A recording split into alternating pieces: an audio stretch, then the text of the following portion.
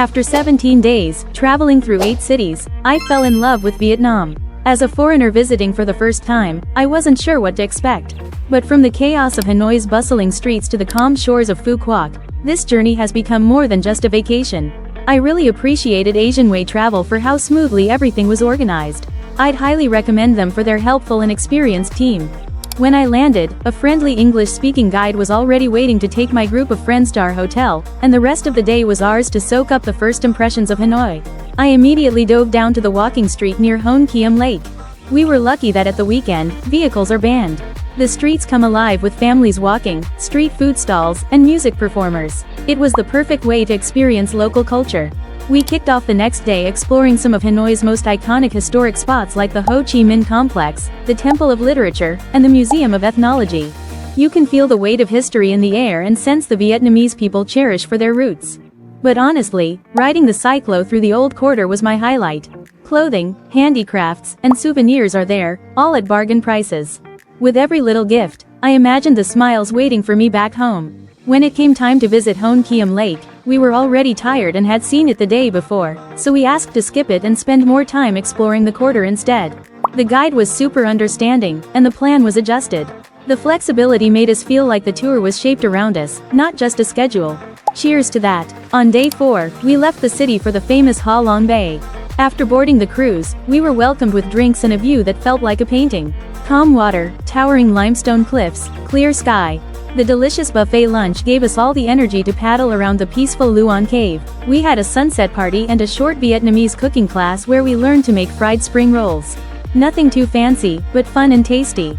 After dinner, I just sat out on the sun deck for a while, feeling everything slow down. We started day 5 with a Tai Chi session on the sun deck. After a light breakfast, we headed to Sun Sat Cave, named for its stunning beauty. Back on board, brunch was served before traveling back to Hanoi to catch our flight to 𝐸𝑣𝑒𝑟𝑦 felt like a city where time slows down, and history lingers in the air. We started at the 𝐸𝑣𝑒 Royal Palace. Even without knowing all the details, you could feel the centuries of memory echoing just walking through the gates and courtyards. King 𝐸𝐸𝐷𝐼n's tomb surprised me. The design is incredibly intricate, mixing Vietnamese and European styles that worked beautifully. Our final stop was 𝐸𝑛𝐬𝐢𝐴 Pagoda, perched above the Perfume River.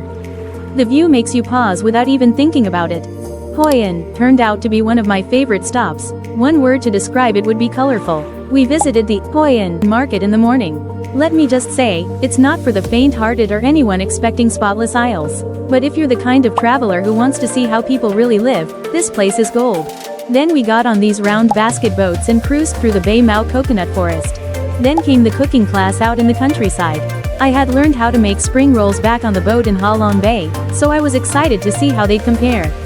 Turns out, each region adds its own soul, and I couldn't choose a favorite. Here, we also helped prepare pho, pancakes, spring rolls, and stir-fried beef noodles. Once they showed us how, it all felt surprisingly easy with the cheerful instructors.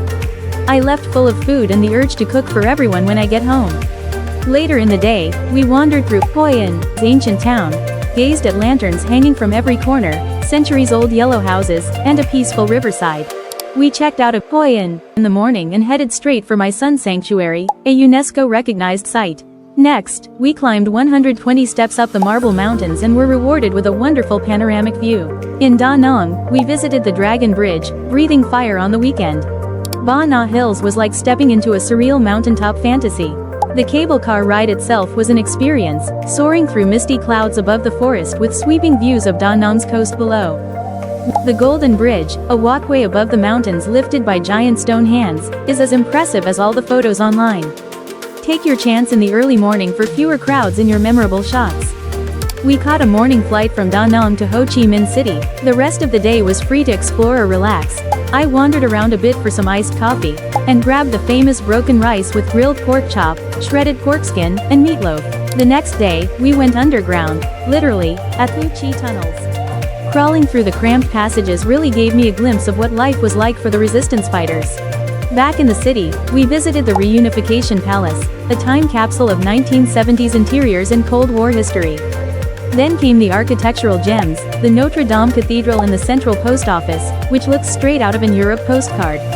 Across the square, we saw City Hall and the Ho Chi Minh Monument, stunning at night when the lights are turned on. If you're into history or architecture, this is your day. We left the city behind and made our way into the peaceful countryside of the Mekong Delta.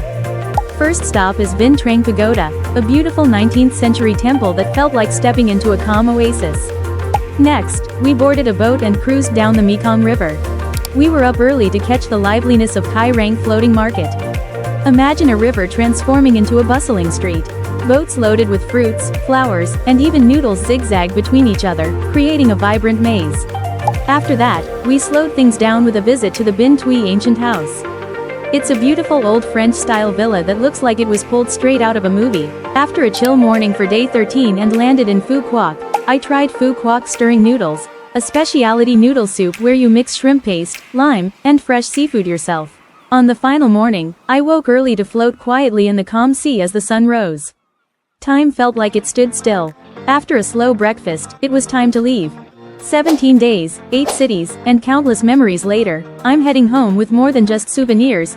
I'm carrying a deep appreciation for Vietnam's beauty and warmth. What made it all seamless was the way Asianway Travel handled everything. Their planning allowed me to be fully present in the moment. If you're considering exploring Vietnam but don't know where to start, I insist on contacting them. You don't need to plan for hours or second-guess your journey. Just message Asianway Travel and tell them what kind of experience you want. They'll build the rest.